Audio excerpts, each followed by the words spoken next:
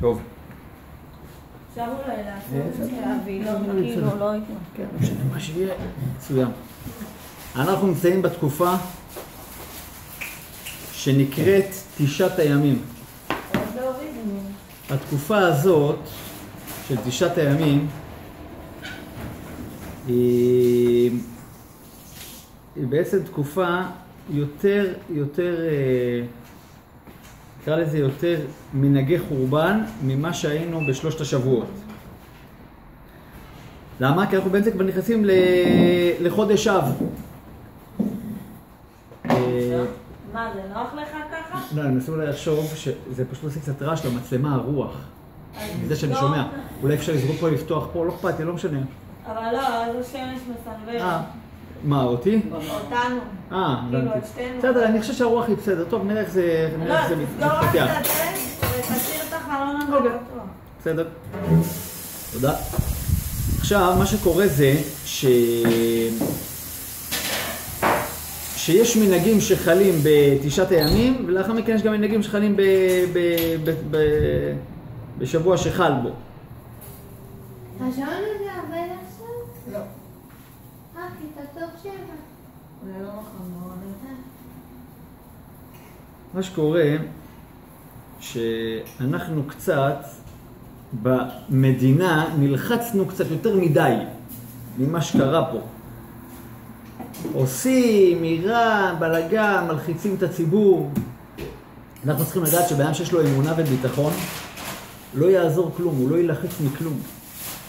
כל דבר, כפשוטו, ייתן לו רגיעות. ואני אתן לכם דוגמה פשוטה. הרי לכאורה, אנחנו, כמו שאנחנו יודעים בשיעורים שלנו, אנחנו לא מדברים פוליטיקה, אבל אני אשאל אתכם שאלה. לא נראה לכם יותר הגיוני שבוא נגיד שישראל עשתה את מה שעשתה באיראן לפני שבוע? אומרים שזה גם לא היא בסוף. יפה. בוא נגיד שזה הם. אין לכם הוכחה, מה הבעיה שיעמוד ראש הממשלה ויציר יום אחר כך, זה לא אנחנו, ומי שינסה חלילה לפגוע בנו, תן לזה את הדין. פשוט. מה התשובה? יש לי מישהו תשובה? יש מישהו סמרטוט. אז התשובה של העם באמת, שיש פה סוג של פחד מסוים, כאילו סוג שהוא אומר, ההפך, אדרבה, פה הוא פחות, זאת אומרת, זה לא עניין של פחד, הוא צריך כן להגיד את זה, ככה הוא, איך אומרים, הוא מונע. פעם ראיתם מדינה שמכבדת את עצמה, שמחכה עם הלחי, הנה תנו לי סתירה. מה זה? התשובה היא פשוטה. לב ושרים ורוזנים ביד השם. אין לביבי דעת, אין לביידן דעת, אין לכל הגדולים האלה, להבדיל, הגדולים האלה, אין להם שום דעת. הדעת שלהם נמצאת אצל הקדוש ברוך הוא. ושהקדוש ברוך הוא מחליט שיהיה, אז יהיה, ושלא יהיה, אז לא יהיה. וזה לא שייך לשום דבר. עכשיו, למה זה אמור להרגיע אותנו? ברור, כי אנחנו צריכים להבין, זה לא שייך. מה זה שייך עכשיו מה יעשו, מה זה שייך מה יגידו? לא רלוונטי עליי כלום. למה? כי אם אני יודע שאני עושה את המקסימום שלי מבחינת הקדוש ברוך הוא, אז מה אכפת לי מה יהיה? עכשיו, אין ספק שהקדוש ברוך הוא רוצה לחזק אותנו בימים האלה בעיקר. במה? כמו שדיברנו שבוע שעבר, באהבת הזולת, באהבת חינם. אהבת חינם. כן? כותב הרמק, למי שלא יודע, קראו לו רבי משה קורדוברו. הוא היה חי לפני בערך 500 שנה בצפת. הבן אדם הזה היה קדוש עליון, הוא היה הרב של הארי הקדוש ושל רבי חיים ויטל ושל כל הגדולים המקובלים האלה, והוא נפטר, הוא קבור בצפת היום. הבן אדם הזה אומר, הענק הזה אומר, בן אדם שרוצה להגיע לאהבת הזולת, אהבת הזולת זה להסתיר את החיסרון של החבר שלו. להסתיר את החסרונות שלו. אני אתן לכם דוגמה פשוטה. בסדר? יוצאים לפגישה. בחור ובחורה יוצאים לפגישה. הבחור יחפש את המקסימום אופציות להסתיר את החסרונות שיש לו. אותו דבר הבחורה. כי הפגישה הראשונה היא פגישה מאוד מאוד קריטית. אז בן אדם מגיע ומתלבש כמו שצריך, ומדבר דברים שהוא לא מדבר אותם בבית, הוא מדבר מילים יותר גבוהות, והוא באמת נראה בסדר. האם זה מה שהוא באמת? לא בהכרח. לא בהכרח, ורוב הסיכויים שלו. ולא רוב, כל הסיכויים שלו. למה? כי גם אם הוא כזה, הוא לא כזה באיך שהוא יצטייר. הוא כזה ברמה של 50%, 60%, 70%. ודאי שלא 100%. לאן אני חותר? שאומר הרמ"ק, שימו לב, יסוד אדיר, בדיוק לתקופה של 9 הימים. אנחנו צריכים שיבנה לנו בית המקדש. בשביל שיהיה לנו בית המקדש, מה אנחנו צריכים? ביטחון בקדוש ברוך הוא, שזה יוביל לאהבת חינם. האמונה בביטחון של חובות הלבבות של הספר הזה, בעצם הוביל אותך שאתה תאהב את החבר שלך, בכל סיטואציה. זה הכל. הרי כמו שאתה רוצה להסתיר את המגרעות שלך, כולנו כאלה, אין אחד שהוא לא כזה. בן אדם שמדבר, מחפש להסתיר את המגרעות שלו, הוא רוצה להראות רק את הדברים הטובים שלו. אז אני שואל שאלה פשוטה, אתה רוצה לבוא ולהראות כמה אתה טוב, כמה אתה מוצלח, כמה אתה... אין כמוך. שנייה, למה אתה לא רוצה לעשות את זה לחבר שלך? למה? לכן אומר הרמ"ק, שזה היסוד של אהבת חינם. אם בן אדם מגיע ויודע איך להסתיר את החסרונות של החבר שלו, כמו שהוא רוצה להסתיר את החסרונות שלו, אז הוא מגיע לאהבת חינם, וככה נבנה בית המקדש. וגם זה בונה את הביטחון של הבן אדם. איך זה בונה ביטחון של בן אדם? הרי בן אדם נמצא במצב בחיים שהוא מרגיש חוסר ביטחון, כי הוא אומר, השני, כמו שדיברנו, השני לוקח לי, השני עושה לי. אז אם השני עושה לי, ואני יודע הרי שהוא לא הוא עושה לי את זה, אלא הקדוש ברוך הוא, אז מה קורה לי אוטומט? אוטומט אני נהיה יותר שלב, אני יותר מסכים איתו, אני יותר אומר, רגע, מה שאתה רוצה אני עושה, למה? כי אני יודע שזה לא שייך אליי. כן? אותו דבר גם פה אנחנו רואים, במה שמתפתח פה, הקדוש ברוך הוא מראה לנו, תחשוב שזה איראן, תחשוב שזה חיזבאללה, תחשוב שזה חמאס. זה לא אף אחד מהם. הקדוש ברוך הוא מראה לך תמונה בשביל שתתקן את עצמך. איך אני יכול לתקן את עצמי ולא לתקן את החבר שלי? בזה שאני יודע שהקדוש ברוך הוא עכשיו רואה אותי, בוחן אותי בכל הסיטואציות. כתוב שאברהם אבינו, שהוא נכנס עם יעקב, עם יצחק לנהר, כתוב שהנהר היה השטן, שהגיע לו עד הצוואר. זאת אומרת, השטן יכול להיראות גם נהר. השטן יכול להיראות כל דבר שאנחנו רואים פה. השאלה היא איך אנחנו מסתכלים את זה. אם אנחנו מסתכלים את זה בצורה חיובית, זה נהיה חיובי. אבל בן אדם שחלילה מסתכל על זה בצורה שלילית, אז אוטומט יש לו חוסר ביטחון, ושבאב חלילה יורד לו האמונה והביטחון, אז הוא תולה את זה באנשים אחרים. הוא אומר, שמעו, אנחנו פחדנים, וזה נכון, זה טבעי. אני לא אומר שלא, גם אני חושב את זה. לפעמים אנחנו פחדנים, צריכים להיכנס והם צריכים לעשות להם, צריכים זה. שום דבר. למה אנחנו מחכים? אנחנו צריכים לעשות? לא! הקדוש ברוך הוא עכשיו עשה את הסיטואציה הזאת, מה אכפת לי מה קורה? אני יכול להיות שלב ורגוע. ואפשר להגיע לזה, אפשר להגיע לרמה של רגיעות. אני דוגמה, משתדל לא להיכנס לחדשות. לא להיכנס לחדשות, נקודה. לא להסתכל מה האתר הזה אמר, מה זה אמר, לא לשמוע חדשות. כי הרי כל אחד יש לו את האינטרס שלו. מה אתם חושבים שהם נקיים מאינטרסים? חושבים שהם עכשיו רוצים להעביר לנו מסר אחד? מה פתאום? מה שמעניין אותם? כן, ודאי. מה שמעניין אותם זה הרייטינג. מה שמעניין אותם שיהיה להם צפיות. לא באמת מעניין אותם מה קורה. לכן שימו לב, בהתחלה כן, אלה עושים ככה, פתאום אתה רואה שזה מתהפך. מה? אתמול אמרת ככה, היום אתה אומר ככה, מה קרה?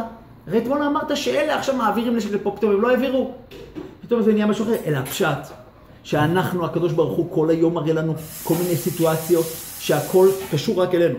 עכשיו אנחנו נקרא בפרשה הזאת, זה מאוד מאוד חשוב. כתוב, וכה אשא לבדי תרחיכם, מסעיכם וריבכם. מה זה אומר?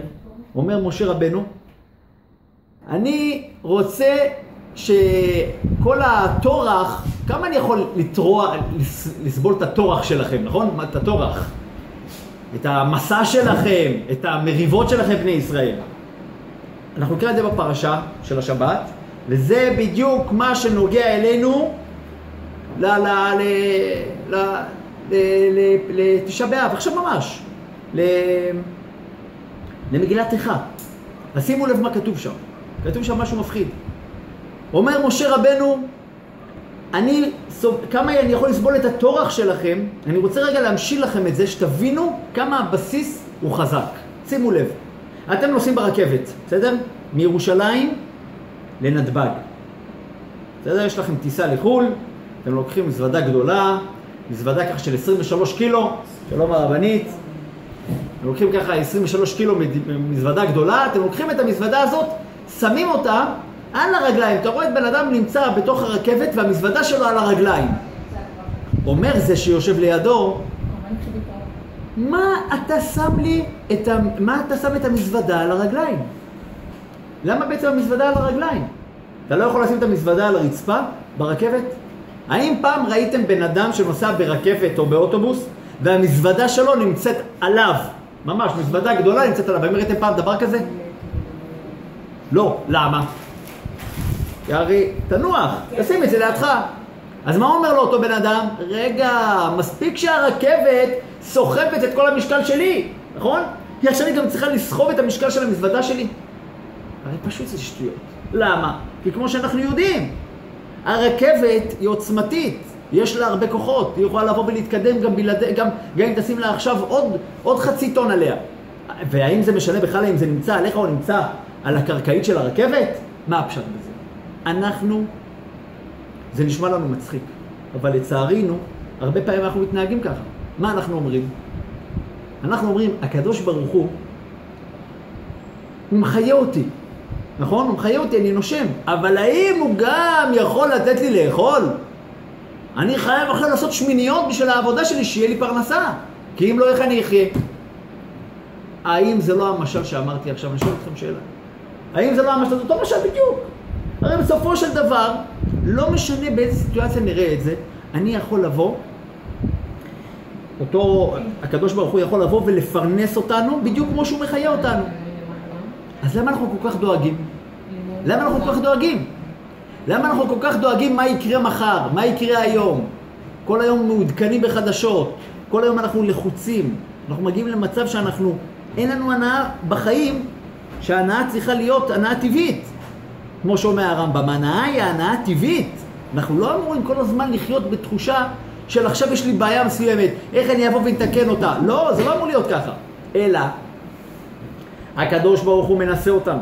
הקדוש ברוך הוא אומר לנו, בני, תדע לך שאני נמצא בדיוק ורואה אותך ועושה לך את מה שעכשיו אני עושה. אני עושה לך את זה. ואני מתפלל ויכול הקדוש ברוך הוא, אני מתפלל שלא תתקשל בזה. שלא תחשוב שזה הוא, והוא, אלא זה רק אני.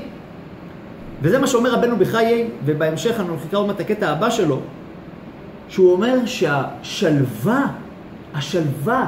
של הבוטח, היא מעידה מה רמת הביטחון שלו. כמה אתה שלב ביום יום? כמה אתה לחוץ?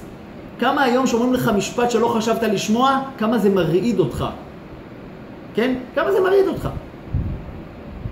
חלילה, לא צריך להילחץ. לאן שומע האזעקה?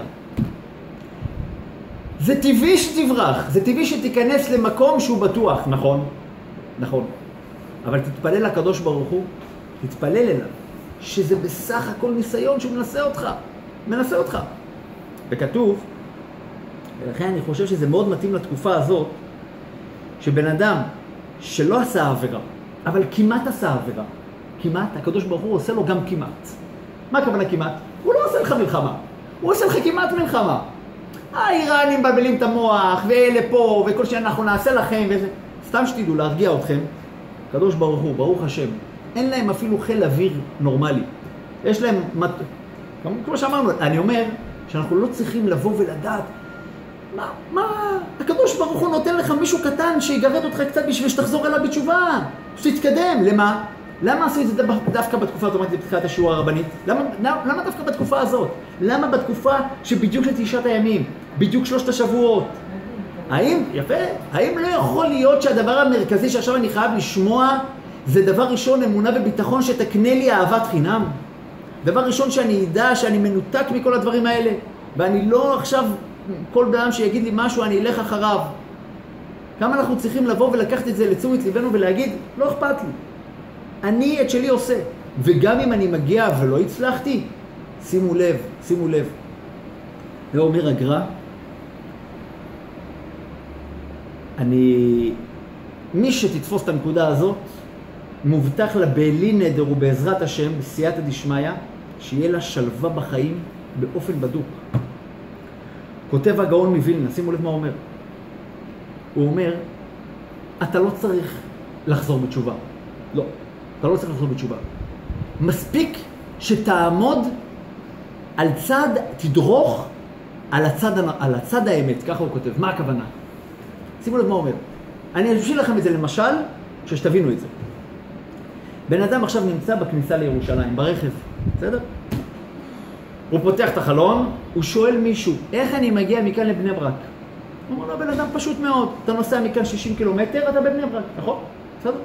הוא נוסע, עובר 60 קילומטר, הוא לא רואה בני ברק. עובר 120 קילומטר, הוא לא רואה בני ברק. הוא שואל אנשים, מה קורה פה? איפה בני ברק? הוא אומר לו, תשמע, אתה נמצא במצפה רמון. מה קרה? הוא פשוט נסע לכיוון ים המלח, במקום לנסוע לכביש ירושלים תל אביב. פשוט נסע לצד השני.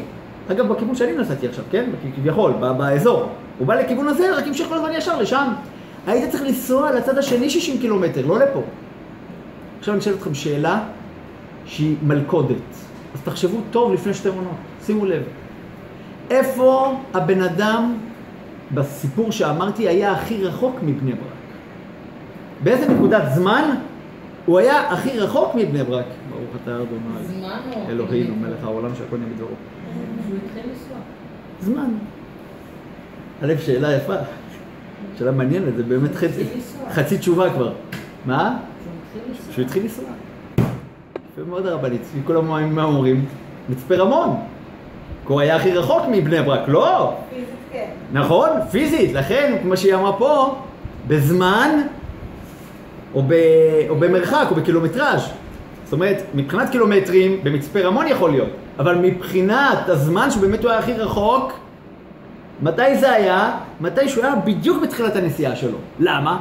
כי עכשיו היה לו שעה וחצי, 120 קילומטר, בכלל בוא נגיד שעה וחצי לכיוון מצפה רמון, ורק לאחר מכן הוא צריך לחזור לבני ברק. איזה נסיעה ארוכה. יפה. מה הנקודה אומר, מה הגאון מווילנה? מה הנקודה שהוא אומר פה? שימו לב מה הנקודה שלשמה התכנסנו, שימו לב מה הוא אומר, מפחיד. הוא אומר, תדע לך שאתה בחיים שלך לא צריך לבוא ולהיות קרוב פיזית לבני ברק. כי יש מצב שאתה קרוב פיזית לבני ברק ואתה הרבה יותר רחוק. יש בן אדם שנמצא ליד הקדוש ברוך הוא צמוד אליו, ויש בן אדם שנמצא רחוק ממנו, בוא נגיד 60 קילומטר. אבל זה ש60 קילומטר, מבחינת הקדוש ברוך הוא יותר קרוב אליו, מאותו זה שנמצא מטר ממנו. ולמה? למה? כי זה שנמצא קרוב לקדוש ברוך הוא מטר ממנו, הוא עם הגב לקדוש ברוך הוא חלילה. הוא לכיוון השני, הוא לכיוון ים המלח, הוא לכיוון מצפה רמון. אמנם הוא מאוד קרוב לקדוש ברוך הוא, אבל הוא עם הגב אליו, הוא לא בכיוון. הוא לא בכיוון בכלל. אבל יש בן אדם שהוא כל כך רחוק מהקדוש ברוך הוא, ואנחנו צריכים לקחת מזה מוסר חזק מאוד לחיים שלנו. לא משנה האם אתה קרוב עכשיו מבחינת דת לקדוש ברוך הוא, זה לא משנה. זה לא משנה. זה משנה איפה אתה רואה את עצמך עכשיו. האם אתה רואה את עצמך לכיוון הקדוש ברוך הוא, או שחלילה אתה רואה את עצמך ההפך. ואפשר להגיד עוד דוגמה קטנה. יש בן אדם שנראה חסיד, אבל חלילה מחר המחשבות שלו שהוא רוצה לעזוב את הדת חלילה. ויש בן אדם להפך, נראה היום. זה מה שאני אומרת להם, כן? את העיניים. ודאי, ודאי. יש בן אדם שנמצא לגמרי מנותק מהמציאות, לגמרי. אבל הוא יודע, הוא אומר, נגמר הסיפור, היום אני עושה שינוי. אני אפול, אני אקום שוב. אני אפול, אני אקום שוב, אני לא אוותר. שתי הפכים, שתי אנשים, שתי הפכים. לכן אנחנו צריכים לדעת שזה לא רלוונטי איך אנחנו נראים, לא רלוונטי מה אנחנו אומרים, מה אומרים עלינו, רלוונטי משהו אחד. מה אני ביחס לקדוש ברוך הוא? האם אני נמצא שאני דורך על צד האמת? ככה אומר הגאון מווילנה. צריך לדרוך על הצד של האמת, כבר אז התחלת את התשובה. וגם אומר את זה חובות הלבבות. חובות הלבבות גם אומר את זה בשער הניסיון, לא משנה, זה הלך בשער הביטחון, אבל הוא אומר שם אומר את זה בפרק ג' וזה מאוד חשוב לפה, כי זה ממש כמו שער הביטחון, זה ממש אחד על השני. שהוא אומר שבן אדם ידע, היה באמת מקרה שהיה בחור שקצת היה, שהוא בא למקרה אמיתי, כשהוא בא לראש ישיבה שלו, הוא אמר לו, תשמע, עשיתי עבירה שאני מרגיש כל כך גרוע עם עצמי. אז אותו ראש ישיבה לא ידע מה לענות לו, אז הוא הלך לרב שלו, כמו שאנחנו יודעים שכל אחד חייב שיהיה לו רב, זה דברים ברורים, לא שנתה ראש ישיבה. אז אמר לו הרב, אמר לו הראש ישיבה, הרב של הראש ישיבה, אמר לו, תשמע, אשאל אותך שאלה פשוטה, האם הוא מתחרט? אמר לו, כן. אמר לו, תגיד לו שהמצב שלו מעולה, כי זה תחילת התשובה. בלי זה אי אפשר לעשות תשובה. בשנייה שאתה מתחרט, לא רלוונטי מה עשית. כל עוד אתה מתחרט, מבחינת הקדוש ברוך הוא, התחלת את התשובה. התחלת לעמוד על האמת. וזה מה שנותן לך בעצם משיכה קדימה לזה. לכן אנחנו צריכים לדעת, אין לנו מה להילחץ. כשאני אומר להילחץ, אני מדבר תרתי משמע. לא להילחץ מהמצב שאנחנו נמצאים בו עכשיו, כמובן שאנחנו שמורים ובטוחים, זה גם מה שכתוב. שאם בן אדם יודע שהוא עכשיו נמצא במהלך של תשובה, בלב שלו אפילו, הוא לא אמור להילחץ משום דבר. כי הקדוש ברוך הוא רוצה אותך. הקדוש ברוך הוא מחכה שתחזור בשביל זה הוא עושה לך את זה. הקדוש ברוך הוא מציב לך סיטואציות שמכשולים בחיים בשביל זה. כמו שדיברנו בשיעורים הקודמים, שאין בן אדם שיתקדם בחיים בלי קושי שפתאום נפל עליו. לא משנה אם זה קושי גדול, קושי בינוני, קושי קטן, זה לא רלוונטי, אבל הקושי היה. אין בן אדם שיתקדם שהכל הלך לו דבש, לא מכיר אנשים כאלה. תמיד מהקושי מגיע לך התקדמות, ולכן, דבר ראשון מזה אין מה להילחץ. ודבר שני אין מה להילחץ. שבן אדם מגיע ואומר לעצמו, רגע, אני נמצא במצב שאני בכיוון לעשות תשובה. אני בכיוון לעשות תשובה. אז גם אם אני נופל, אני לא אמור עכשיו לבוא ולאבד את העשתונות מזה, כי זה חלק מהעלייה שלי. כמו שאמר אותו רב לראש ישיבה, הוא אמר לו, תקשיב, אם הבן אדם מתחרט ורוצה לעשות תשובה, נגמר הסיפור. נתקדם הלאה אל השלב הבא, בחובות הלבבות, שהוא אומר ככה. אחת התועלות שיש לה בוטח בהשם, מנוחת הגוף והנפש מהעבודות הכבדות. הרי פעם שעברה, אם אתם זוכרים, דיברנו לגבי זה שבאדם טס לחול, אז לא אמרנו כמו הרבנית שטסה לחול בשביל לבוא ולרומם, אלא באדם שטס לחול בשביל שהוא יודע, אני עכשיו צריך את הפרנסה שלי משם, רק בשבילי. אני עכשיו רוצה לחיות הרבה יותר טוב. אני רוצה שיהיה לי רכב פאר, אני רוצה שיהיה לי כמה בתים, ואני יודע שבארצות הברית אני אוכל לבוא ולעשות הרבה מהדברים הגשמיים האלה, ולכן אני נוסע לשם. אז שימו לב מה הוא אומר. הוא אומר, בן אדם שבוטח בקדוש ברוך הוא, יש לו מנוחת הגוף והנפש מהעבודות הכבדות, וגם מהמלאכות המעייפות את הגוף. מה מעייף את הגוף? לנסוע, לרוץ, להתרוצץ. אם בן אדם מאמין, הוא לא צריך את זה. כמו שאתם זוכרות, דיברנו לגבי אותו אחד שהלך לחול, ואז שאל אותו אחד, מה, וכי הקדוש ברוך הוא מפרנס אותך, ואתה מאמין בו, אז אתה צריך לבוא אליי לקחת את הפרנסה מאיפה שאני גר, ואז הוא חזר למדינה שלו, וחזר בתשובה. ואין הוא להוט להיות קרוב למלכות, דבר הדורש התנהגות בנימוסי מלכות. זה נקודה מאוד מאוד חשובה. אמנם זה לא בטוח שזה נוגע לכולנו,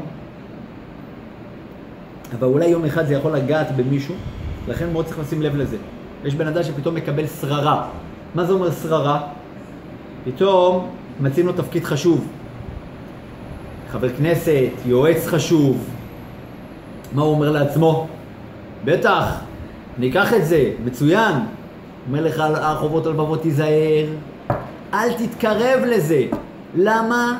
כי אתה נמצא עכשיו במצב של גינוני מלכות, אתה חייב להתנהג בצורה מסוימת. ואתה לא יכול לעשות אתה לא יכול לעבוד את הקדוש ברוך הוא בצורה נקייה. כי יש לך, כשאתה נמצא ברמה מסוימת של אנשים שהם כביכול חיצוניים, הם לא שולחים בכיוון של הקדוש ברוך הוא, אז אתה מתנהג כמוהם. ואז מה קורה? קשה לך לעבוד את הקדוש ברוך הוא. סתם שתדעו,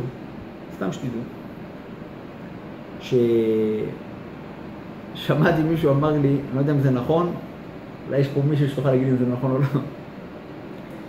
אני אמרתי להם, הרבנית שאני משתדל לא להיכנס לחדשות, לא לשמוע, כי זה לא רלוונטי, כי כמו שאמרה פה אחת, יש אינטרס לכל אחד, יש אינטרס. מה האינטרס? האינטרס של רייטינג, שישמעו אותו, שיכנסו ויגידו, נכון. אז שתדעו, אז האחד אמר שאיראן אומרים שבתשעה באב זה זמן טוב וכולי. למה? כי נחרב בית המקדש וכולי. הם לא יודעים משהו אחד. שיש אחד המלאקי שהקדים אותם לפני 2000 שנה שקראו לו המן. אל תחשבו שהוא היה בן אדם טיפש. הוא היה בן חכם מאוד מאוד מאוד. מה הוא עשה? שתיהם פרסים. הפיל פור, מה? שתיהם פרסים. נכון, זה נכון. רק הפרסים. א', ודאי וודאי שאיראן הם עמלק. כמעט ב100% הם עמלק. ודאי. כמעט ב100% שאיראן זה עמלק. והם באמת חושבים שהם זה וכולי. ובאמת רואים את זה פה. אז מה היה? המן באמת חשב שהוא בן אדם מאוד מאוד מתוחכם. מה הוא אמר? אני אפיל פור. מתי יצא לו הפור? באדר. כי באדר לא היה פורים. נולד הנס אחר כך, כן? הנס נולד אחר כך. ואז הוא היה חכם. חזה בכוכבים, הוא אמר, רגע, משה רבנו נפטר בחודש הזה. מעולה. זה חודש שהמזל של עם ישראל למטה, זה הזמן שאפשר לבוא ולהפציץ אותם כביכול. מה זה להפציץ אותם? הרבה יותר גרוע. אני שואל אתכם שאלה. מבריאת העולם, האם היה מקרה של בן אדם אחד שהיה לו כוח, אני לא מדבר עכשיו שאין לו כוח, שהיה לו כוח להשמיד את כל היהודים? תגידו לי מה היה דבר כזה, אפילו לפרעה לא היה את הכוח הזה. לא יקום אחד. כן? לא, בעזרת השם לא יקום, וגם לא קם אף אחד חוץ מהמן שלא הצליח. הוא היחידי שהיה לו כוח שאחשוורוש נתן לו, שהוא היה שולט. מה זה 127 מדינה? חבר'ה, מדובר פה על כל העולם. 127 מדינה, מה זה מהודו ועד כוש? הודו וכוש צמודות. הפשט מהודו ועד כוש. כל הגלובוס תחתיי. אני שולט על כל העולם. מה אתם רוצים? חסד את היהודים? אין בעיה. קח את הטבעת שלי, תעשה מה שאתה רוצה. עכשיו, זה לא פיקניק. נקבע תאריך. תחשבו על זה היום. להבדיל, חלילה, לא תקום פעמיים צרה. תחשבו על זה, בן אדם מגיע אומר, תאריך מסוים, נגמר הסיפור.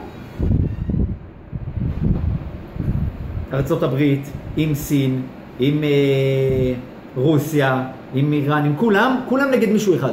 כולם. זו הסיטואציה שהייתה. כולם פה אחד, כל פרלמנט בכל העולם, כולם פה אחד אומרים אותו דבר ונותנים תאריך. חתום. כבר שלחו, הכל חתום. יודעים מה מדובר פה? למה זה לא קרה? סיבה אחת.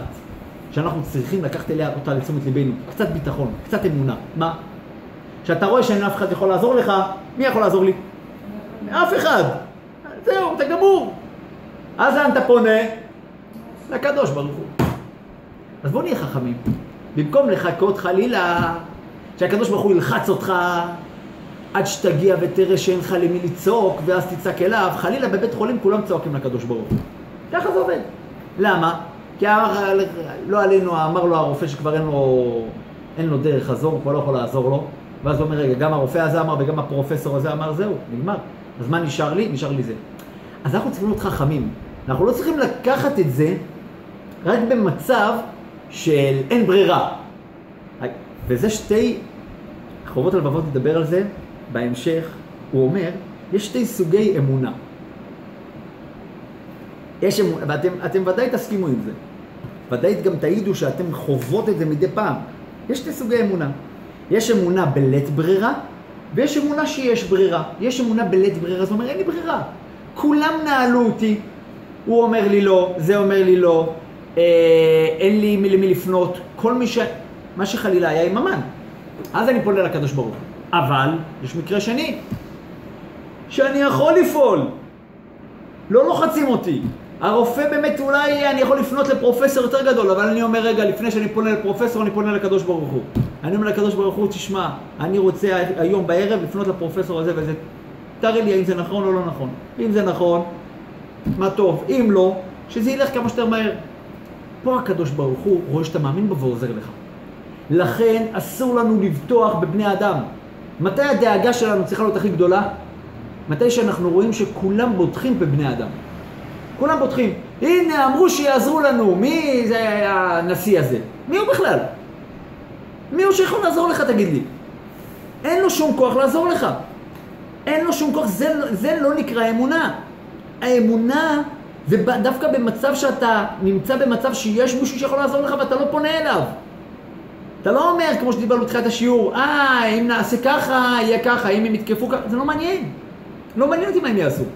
אני יודע שעליי מוטל משהו מסוים לעשות, ואותו אני אעשה. רק אותו אני אעשה. אותו המן לא ידע שגם משה רבנו נולד באדר. זה מה שהוא שכח. נכון? ולכן הוא חשב שהמזל של ישראל הוא נמוך, ואפשר לפגוע בהם בחודש אדר, ואז הקדוש ברוך הוא הפך את הכל. אותו דבר, להבדיל, גם במקרה שאנחנו רואים פה, אנחנו צריכים לחיות עם אמונה וביטחון בקדוש ברוך הוא. לא תשעה באב, לא זה כתוב שתשעה באב אמור להיות יום טוב. אתם יודעים את זה? יום טוב. יום טוב זה אומר כמו פסח, כמו סוכות, כמו שבועות. זה מה שזה אמור להיות. חסר לקדוש ברוך הוא דרכים לבוא ולסובב דברים שיקרו? חסר? ולמה אז הוא הרג את המן רק בסיטואציה הזאת? למה לא הרג אותו כבר בהתחלה? הרי אתם יודעים שהיה, וזה גם צריך לשים לב לזה כמה, למה אני מספר לכם רגע את כל זה? שתבינו כמה הקדוש ברוך הוא נמצא איתנו בפרטים הקטנים שרק אחרי המקרה אנחנו רואים אותו. אני אספר לכם מקרה קטן שהיה בנושאים אחשוורוש, תגידו לי אם חשבתם על זה פעם, בסדר? באותו זמן שאחשוורוש אמר לבשתי לבוא והיא לא רצתה לבוא, מי ייעץ לו להרוג את ושתי? המן, ועוד כמה אנשים. את מי הוא הרג? רק את אותם כמה אנשים. למה הוא לא הרג את המן? למה לא הרגת את המן? תשובה פשוטה. שהמן היה אז קטן, מבחינת הידע שלו, לא ידעו מי הוא. אם אני הורג בן אדם קטן, זה נס? הרי אם אני הורג בן אדם קטן זה לא נס. לצורך העניין, אם היה אותו מח שמו, אותו עניה, זה היה בעם קטן. הוא היה בחמאס, חייל, והיו הורגים אותו. זה היה נס? זה היה מתפעלים מזה? לא. למה? כי הוא קטן. זה מה שהיה עם המן. הקדוש ברוך הוא מחכה, וזה גם בחפץ חיים, שתגדל חלילה בדברים שליליים, ואז הוא מפיל את הבן אדם. למה? שיהיה לו אותו בן אדם, שיהיה לו יפה, שיהיה לו קידוש השם גדול גם, יגידו וואו. הרי למה הנס זה היה בפורים? בגלל שהיה לנו טירוף, זה היה לא נתפס. לא הרגו פה איזה זוטר, הרגו פה את ראש השושלת, הרגו את ראש הפירמידה, את הבן אדם הכי חזק, אותו הרגו, זה לא נתפס. אותו דבר פה. וגם כתוב בזוהר שדווקא מתי שהורגים את הגדולים, את השרים הגדולים, דווקא אז זה תחילת הגאולה, שתדעו את זה. עכשיו זה תחילת הגאולה, כן? עכשיו אנחנו צריכים לדעת משהו אחד. אני לא נביא... שאנחנו כבר בסוף. כן, יכול להיות. אבל אני לא נביא ולא בן נביא, ולא מתיימר לומר האם אנחנו בהתחלה, באמצע או בסוף. כי כתוב שהנבואה ניתנה לשוטים. אבל אנחנו צריכים לדעת שאם זה כתוב בזוהר, צריכים לקחת ולאמץ את זה. לבוא להגיד, רגע, אם עכשיו התחילו פה עם